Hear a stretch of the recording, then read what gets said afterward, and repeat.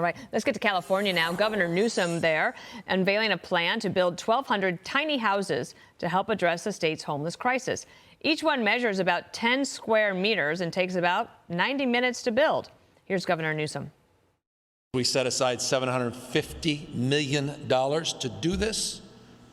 Encampments, through our encampment resolution grants, so that we can address what's happening on the streets when that individual is ready, that we have a place to go, or at least another option in terms of the alternatives to living out in the streets and sidewalks.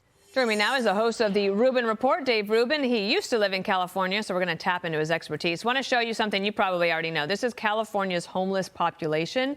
It is distressing. There's a lot of them there. And then if you look at so now in 2022, 171,000 are homeless.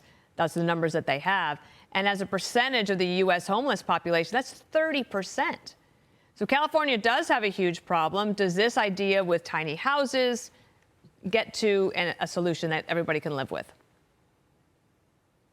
Well, I'd actually like to give Gavin Newsom credit, believe it or not, Dana, because nobody on earth in the history of the world is better at creating homeless people than Gavin Newsom, and he deserves credit for that.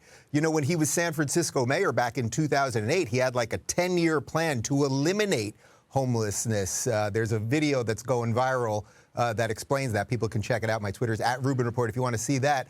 He has ruined San Francisco as mayor. He has ruined California as governor. And if you think that 1,200 homes are going to do anything about the homeless problem, which has far more to do with fentanyl and meth and the general state of lawlessness that the progressives and the Democrats and the one-party state that is California have caused, I mean, it's not going to stop anything. You know, these people have serious drug problems. They have serious psychological problems on top of the economic conditions, as I said, that the Democrats have created. So there's 100 other issues that should be dealt with to help these people, if you believe the state has that role. And then we can talk about housing. But relative to housing, California also has some of the highest taxes in the nation, some of the craziest regulation related to building. So builders don't want to even build there. And you know, all of the high-income earners are fleeing the state, so you're getting less tax revenue for these crazy adventures that Gavin wants to go on. He also announced some additional monies that will be going to some cities as they try to tackle this as well,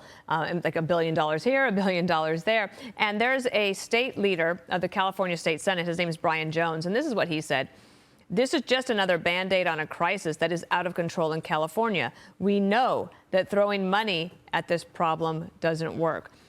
David, now that you've had some distance from California and you've seen in Florida how the system works a lot differently, is there anything you think that Gavin Newsom could actually do to try to get people to stop coming to their state? Because what you were pointing out is that a lot of these people who are homeless, they want to be there. They have the conditions. Maybe they don't want to be homeless, but they want to be left alone. But this tiny house idea, it might look good on paper, but how long do you think that lasts? Well, of course there's something Gavin Newsom could do. He could resign. That would be the honorable thing to do. Everything he touches, he destroys, at least in the public domain. Now, on the private side, his wineries, as you probably heard, just got bailed out because they had all their money in SVB Bank, which he then lobbied Joe Biden to bail out, which they did. And it turns out that apparently Gavin also had his private money there. So he's good with his private stuff and helping his own wineries, but everything else he touches is garbage. I can tell you, having moved to Florida for the last 15 months, I live in Miami right now. We have under 1,000 homeless people here. We have all-time low unemployment. They are building like crazy because DeSantis is escalating projects because we have 1,200 people moving here every day. And if Gavin Newsom, you know, if he's thinking about running for president, which it seems like it's all heading in that direction, I mean, the proof is in the pudding.